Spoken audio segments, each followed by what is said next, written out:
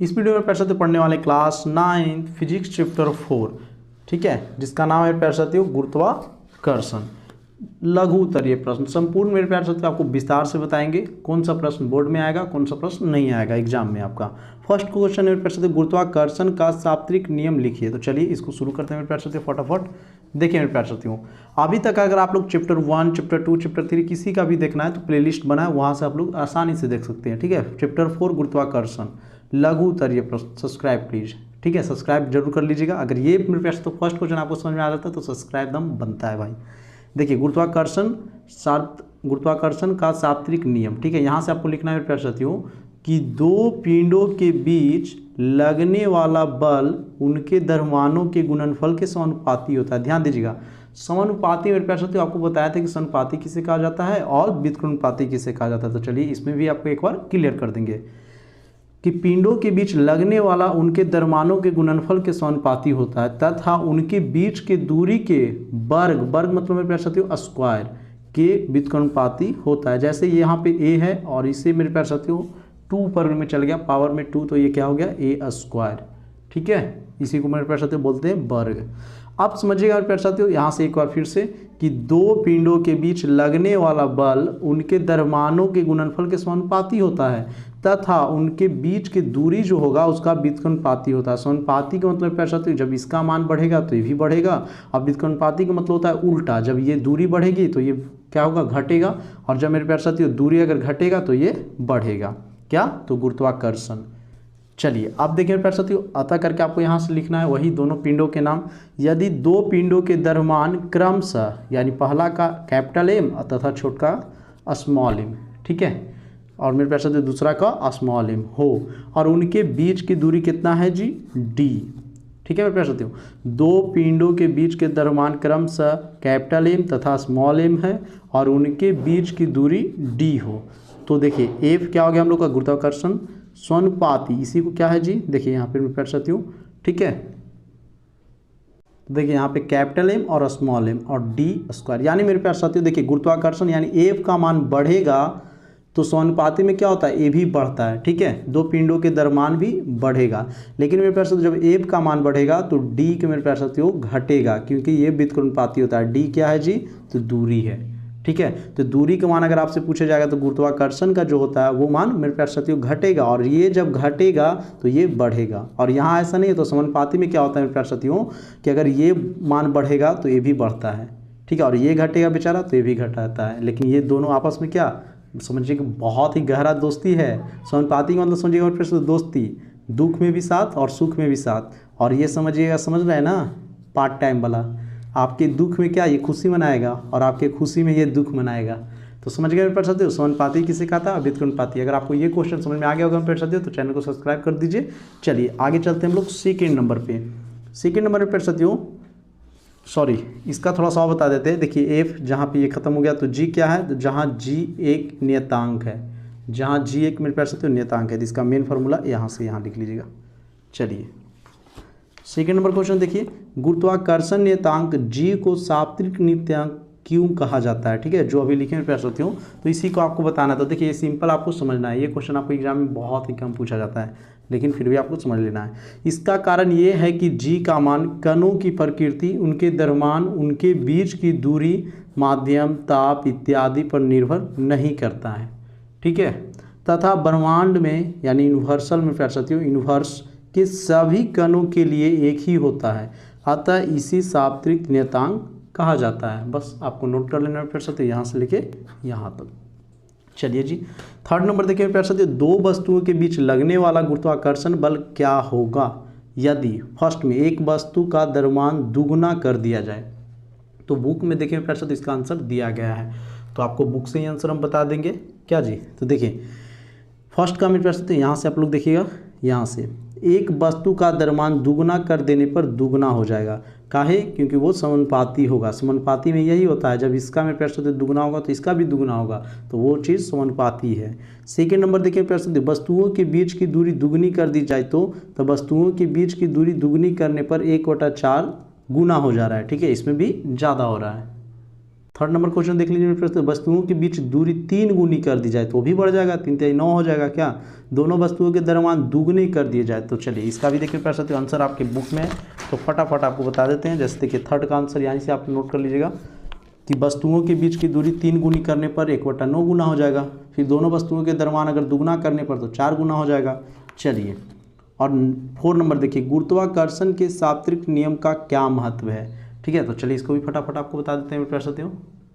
तो देखिए प्यारे साथियों इसका आंसर लिखेंगे यहाँ से, न्यूटन द्वारा गुरुत्वाकर्षण के नियम को प्रतिपादन के बाद प्रकृति की अनेक घटनाएं जो असंबद्ध लगती थी उनकी व्याख्या सफलतापूर्वक की जा सकती है। किसके द्वारा, तो न्यूटन के प्यारे साथियों जो गुरुत्वाकर्षण के नियम आया उसके द्वारा क्या हो गया ना कि जो प्रकृति के अनेक घटना मेरे प्यारे साथियों असंबद्ध यानी असंभव लगती थी वो मेरे प्यारे साथियों आसानी से हो जाता है। जैसे कोई भी तकनीक, कोई भी मेरे प्यारे साथियों अभी मशीन बन रहा है नया नया, तो कोई भी काम अगर कठिन होता है और उससे काफ़ी आसानी से की जाती है।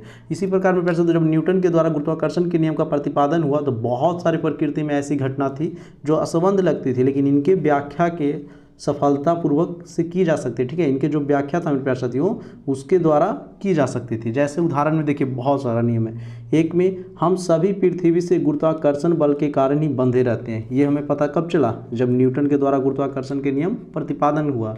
सेकेंड नंबर, चंद्रमा पर पृथ्वी का गुरुत्वाकर्षण बल आवश्यक अभिकेंद्र बल प्रदान करता है जिस कारण चंद्रमा पृथ्वी के चारों ओर वृत्ताकार पथ पर घूमता है। इसी प्रकार 2 में सहायता हुआ प्यारे साथियों और भी थर्ड नंबर आंसर हो जाएगा प्यारे साथियों, पृथ्वी पर सूर्य का गुरुत्वाकर्षण बल पृथ्वी के सूर्य के चारों ओर अपनी कक्षा में घूमने के लिए आवश्यक अभिकेंद्र पर बल प्रदान करता है। इसी प्रकार अन्य ग्रह भी सूर्य के चारों ओर घूमते रहते हैं। मेरे प्यारे साथियों आपको कोई 2-3 लिखना है, काफ़ी ज़्यादा हो जाएगा। 4 नंबर भी देख लीजिए, सूर्य और चंद्रमा के गुरुत्वाकर्षण बलों के कारण ही समुद्र में ज्वार या भाटा आते हैं। ठीक है प्यारे साथियों, क्वालिटी आपको बढ़ा लेना है थोड़ा सा क्योंकि इसमें अंक छोटा छोटा आपको दिख रहा होगा। चलिए आगे चलते हैं प्यारे साथियों क्वेश्चन नंबर 5 पे, सभी वस्तुएं पर लगने वाला गुरुत्व बल उनके दरम्यान समानुपाती होता है, फिर भी एक भारी वस्तु हल्की वस्तु के मुकाबले तेजी से क्यों नहीं गिरते हैं। जैसे मेरे प्यारे साथियों कोई अगर भारी वाला गिरा रहे हैं, ठीक है, तो वो तो तेज़ी से खींचना चाहिए, और कोई हल्का गिरा रहे हैं तो भी तो तेज़ी से आना चाहिए। ठीक है, यही आपसे पूछा जा रहा है कि सभी वस्तुओं पर लगने वाला गुरुत्व बल उनके दरम्यान के समानुपाती होता है, तो फिर एक भारी वस्तु और हल्की वस्तु को मुकाबले तेज़ी से क्यों नहीं गिरती। क्योंकि एक भारी वस्तु हल्के वस्तु के मुकाबले तेज़ी से क्यों नहीं गिरती। आपको तो लगता होगा प्यारे साथियों अगर हम ईंटा गिराएंगे तो बहुत जल्द गिर जाएगा, एक हल्का चीज़ गिराएंगे तो थोड़ा सा टाइम लगेगा, ऐसा नहीं है, यही आपसे पूछा जा रहा है। तो देखिए मेरे प्यारे साथियों यहाँ से संकेत आपको दिया गया है। ठीक है, ये आप खुद से कर सकते हैं, आपके पास अगर 2 गो है अभी तो अभी आप उसको हवा में छोड़िए और देखिए। चलिए तो देखिए प्रश्न, इसका आंसर यहाँ से लिखेंगे हम लोग, चूंकि गुरुत्वीय त्वरण इतना दिया गया फॉर्मूला वस्तु के द्रव्यमान एम पर निर्भर नहीं करता है, इसीलिए अधिक द्रव्यमान की वस्तु अर्थात भारी वस्तु या कम द्रव्यमान की वस्तु अर्थात हल्की वस्तु की अपेक्षा तेजी से नहीं गिरती बल्कि दोनों साथ साथ ही गिरती है।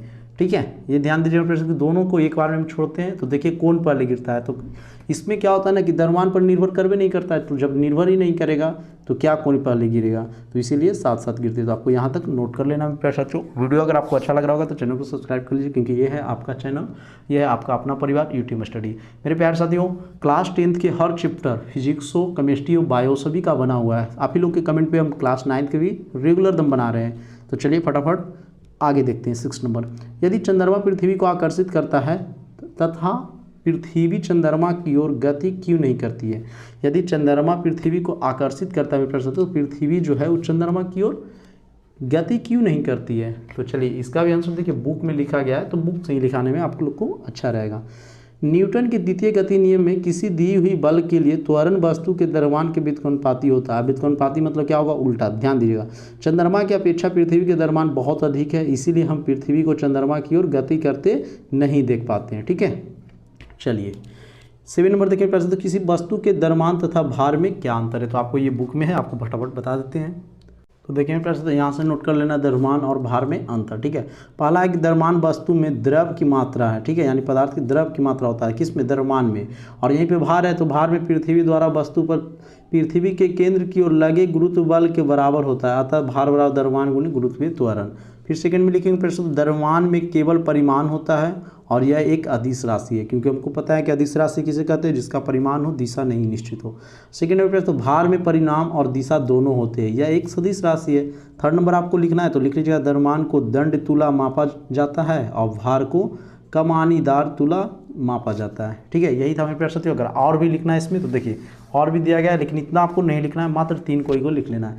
द्रव्यमान का एसआई मात्रक किलोग्राम होता है, ये सभी को याद रहता है। भार का एसआई मात्रक न्यूटन होता है। स्थान के परिवर्तन से द्रव्यमान नहीं बदलता है, स्थान के परिवर्तन से मेरे प्यारे साथियों द्रव्यमान नहीं बदलेगा, स्थान के परिवर्तन से भार बदल जाता है, चूँकि गुरुत्वीय त्वरण में परिवर्तन होता है। ठीक है, चलिए तो 7 नंबर तक मेरे प्यारे साथियों हम लोग का क्लियर हो गया। 8 नंबर देखिए, किसी वस्तु का चंद्रमा पर भार पृथ्वी पर इसके भार 1/6 गुना क्यों होता है। तो चलिए इसके बारे में जान लेते हैं प्यारे साथियों। इसका भी बुक में दिया गया, बहुत ही सुंदर और बहुत ही प्यारा आंसर है मेरे प्यारे साथियों और बहुत ही प्यारा आप लोग भी हैं, और इसी प्रकार आप लोग मेहनत करते रहिए और चैनल को सब्सक्राइब कीजिए मेरे प्यारे साथियों।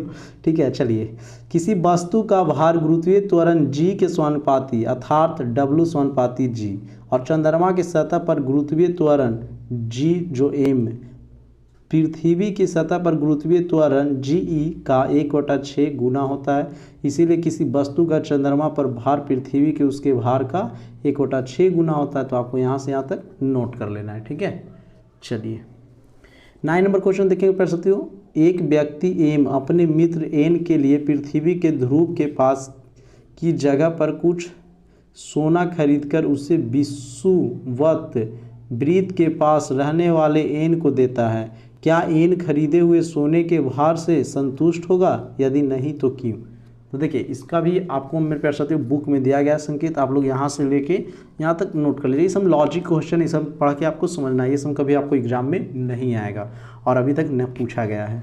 चलिए 10वां नंबर देखेंगे प्यारे साथियों। एक पतली परंतु मजबूत डोरी से बने पट्टी की सहायता से किताबों से भरे स्कूल बैग को उठाना कठिन होता है, क्यों। तो देखिए ये आप लोग देखेंगे प्यारे साथियों, अभी CBSE वाला बच्चा को, वह LKG में पढ़ रहा है बेचारा, उसके पीछे कम से कम तो 6-7 किलो वजन होता है, चल नहीं पाता है सही से। ठीक है, तो वही चीज़ यहाँ पे पूछा जा रहा है। जब हम पतली डोरी से बने पट्टी के सहायता से किताबों के भरे स्कूल बैग को उठाते हैं तो बैग का सारा भार हमारे हाथ पर पतली डोरी के बहुत कम क्षेत्रफल के बराबर, देखिए आगे यहाँ से लिखना के क्षेत्रफल पर आरोपित होता है, जिसके हाथ पर अत्यधिक दाब पड़ता है। इसीलिए पतली डोरी के पट्टी से भारी बैग को उठाना कष्टकर और कठिन होता है। ठीक है, जैसे मेरे प्यारे साथियों देखिए, किसी आप देखे होंगे लकड़ी या पेन को, इसको बोले कि आपको 3 टुकड़ा में तोड़ना है या 2 टुकड़ा में, तो आप इसे आसानी से तोड़ दीजिएगा, लेकिन जो टूटा हुआ छोटा रहेगा मेरे प्यारे साथियों उसको फिर बोलेंगे 2 टुकड़ा में, तो वो कठिन से यानी बहुत आपको मेहनत करना पड़ेगा। तो वही चीज़ इसमें भी होता है, अगर पतला है तो कठिन होगा, ज़्यादा चौड़ा पट्टी रहेगा तो ज़्यादा क्षेत्रफल में बनेगा तो आसान होगा। 11 नंबर देखिए मेरे प्यारे साथियों। 11 नंबर क्वेश्चन है कि एक भारी बक्से से पतले तार के बने हत्थे से ले जाने कठिन होता है, यानी हाथ से ले जाने पर कठिन होता है, या लकड़ी या प्लास्टिक के चौड़े हत्थे से ले जाने का आसान होता है। हत्थे मतलब हाथ से समझिएगा। ठीक है, एक भारी बक्से को मेरे प्यारे साथियों पतले तार से बांध के हाथ से ले जाने में आसानी होता है, और यह लकड़ी या प्लास्टिक के चौड़े से ले जाने में आसानी होता है। और क्यों, तो ये आप मेरे प्यारे साथियों यहाँ पे बताया गया वही चीज़ जो ऊपर में था कि भारी बक्से का इसके, तो देखिए लिख लेंगे प्यारे साथियों कि भारी बक्से के इसके हत्थे से उठाने पर हाथ में दाब पड़ता है, और दाब बराबर फार्मूला होता है बल बटा क्षेत्रफल। बक्से को उठाने में लगा बल तो नियत है, अतः यदि क्षेत्रफल अधिक हो तो दाब कम हो जाएगा। पतले तार से बने हत्थे का क्षेत्रफल कम रहता है, इसीलिए बक्से को उठाने के लिए पर तलहथी पर दाब अधिक पड़ता है, परंतु लकड़ी या प्लास्टिक जो मेरे प्यारे साथियों बने मोटे चौड़े हत्थे का क्षेत्रफल अधिक रहता है, इसीलिए बक्से को उठाने पर तलहथी पर दाब अपेक्षाकृत कम पड़ता है, जिससे सुविधा होती है। ठीक है, जितने ज़्यादा चौड़ा रहेगा मेरे प्यारे साथियों उतने ज़्यादा आसानी होगा, बस बात यही सिंपल है। जितने ज़्यादा पतला होगा उतने ज़्यादा कठिन होगा। इस प्रकार आप लोग इस को बोलिएगा सर इतना बड़ा बड़ा क्यों लिखल जाता है, आप समझ के लिख लीजिएगा कि अगर मेरे प्यारे साथियों पतला होगा तो ज़्यादा कठिन होगा, क्योंकि उसका क्षेत्रफल मेरे प्यारे साथियों कम रहता है, और यहाँ पर मेरे साथियों मोटा रहेगा तो सुविधा ज़्यादा मिलेगा, क्योंकि उसका क्षेत्रफल अधिक रहता है। बस इस प्रकार आप लोग लिख लीजिएगा। 12 नंबर देखिए मेरे प्यारे साथियों, उत्प्लावकता से आप क्या समझते हैं। तो चलिए इसका बुक में है, फटाफट आपको बता देते हैं। देखिए यहाँ से लिख लेना मेरे प्यारे साथियों। ठीक है, कि जब करके आप लोग लिख लीजिएगा, जब कुएं से पानी निकालते समय पानी से भरी बाल्टी जब तक पानी के अंदर रहती है हल्की मालूम पड़ती है। जितने लोग भी अगर कभी कभी कुएं से पानी भरे होंगे प्यारे साथियों, तो देखिए जब पानी बाल्टी में भरा हुआ है फिर भी अगर पानी की सतह पे रहेगा तो वो हल्का महसूस होता है, लेकिन जैसे उसको ऊपर खींचने लगते हैं भारी मालूम पड़ती है। जब हम पानी में डुबकी लगाते हैं तो पानी हमके ऊपर और उछलता सा लगता है। इन बातों को यह स्पष्ट है कि द्रव में डूबी हुई वस्तु पर ऊपर की ओर एक बल लगता है जिसके कारण उसके भार में एक आभासी कमी आ जाती है। इसके ऊपरी मुखी बल को उस वस्तु पर द्रव का उत्प्लावकता कहते हैं। ठीक है, और मेरे प्यारे साथियों बस आपको यहाँ तक तो लिखना है, यही तो पूछा जा रहा था आपसे।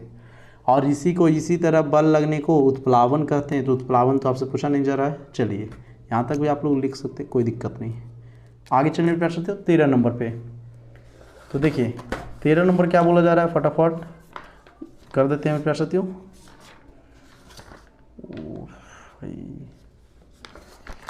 13 नंबर क्वेश्चन है कि आर्किमिडीज का सिद्धांत क्या है। ठीक है, आर्किमिडीज का सिद्धांत क्या है। तो देखिए बहुत ही सिंपल सिद्धांत आपसे पूछा जा रहा है, तो इसको भी बुक में दिया गया है। इसका सिद्धांत आपको यहाँ से लिखना है कि जब कोई वस्तु किसी द्रव या गैस में पूर्णतः या असतः डुबाया जाता है तो उसके भार में आभासी कमी आ जाती है जो वस्तु को डूबे हुए भाग द्वारा हटाए गए द्रव या गैस के भार के बराबर होता है। इस सिद्धांत को सत्यापन के लिए एक प्रयोग करते हैं। तो आपको प्रयोग तो करना नहीं है क्योंकि लॉन्ग क्वेश्चन है नहीं। ठीक है, यहाँ पे देखिए प्रश्न आर्किमिडीज का सिद्धांत, ये आप ऊपर से सिर्फ पढ़ना है आपको, ये कोई ज़रूरी नहीं है, यहाँ से आपको लिख लेना है। ठीक है, चलिए देखिए प्रश्न यहाँ पे दिया गया। सबसे पहले यूनानी वैज्ञानिक जो आर्किमिडीज थे इतना ईस्वी पूर्व ने उत्प्लावन के संबंध तत्वों का परीक्षण किया और एक सिद्धांत का प्रतिपादन किया जिसे ही आर्किमिडीज का सिद्धांत कहते हैं, जो इस प्रकार है। प्रकार में प्यारे साथियों 13 का भी लिख लीजिएगा। 14 नंबर देखिए, पानी की सतह पर रखने पर कोई वस्तु क्यों डूबती है या तैरती है। तो चलिए इसको भी फटाफट आपको बता देते हैं प्यारे साथियों। तो देखिए इसका आंसर भी प्यारे साथियों यहाँ से लिख लीजिएगा। ठीक है, आप खुद पढ़िएगा और लिखिएगा और इसका समझ के आप लोग आंसर लिख सकते हैं। ऐसा नहीं है कि पूरा आपको याद करना है, रटना है, बहुत ही सिंपल है। और लाइट कट गया तो थोड़ा सा क्वालिटी आप लोग बढ़ा लीजिए। चलिए मेरे प्यारे साथियों, ठीक है आगे देखते हैं हम लोग 16 नंबर प्रश्न। तो 16 का तो बुक में ही आंसर है, जिसके पास बुक है मेरे प्यारे साथियों वो आप लोग छाप लीजिएगा, और नहीं बुक है तो यहाँ से आप लोग लिख लीजिएगा। ठीक है, क्योंकि लाइट तो है नहीं और वीडियो क्वालिटी थोड़ा सा आप लोग इंक्रीज कर लीजिए, बढ़ा लीजिए। 70 नंबर देखिए प्यारे साथियों, आपके पास एक रुई का बोरा है। ये सब क्वेश्चन कभी पूछा नहीं जाता, ये सब आपको सिर्फ समझना है और बताना है। तो इसका भी संकेत दे दिया गया है यहाँ से यहाँ तक, और इसको व्याख्या भी करना है। ठीक है, देखिए ये पूछा जा रहा है प्यारे साथियों कि आपके पास एक रुई का बोरा है तथा लोहे का छड़ है, तो तुलना मापने पर दोनों 10 केजी दर्शाते। तो क्या दोनों वास्तविक भार बराबर है? नहीं तो दोनों के कौन सा भारी है और क्यों? आप पूछेगा किसी से भी कि 2 किलो रुई वजन ज़्यादा है या 2 केजी लोहा, तो सभी लोग के क्या लगता है कि लोहा है तो लोहा वजन होगा।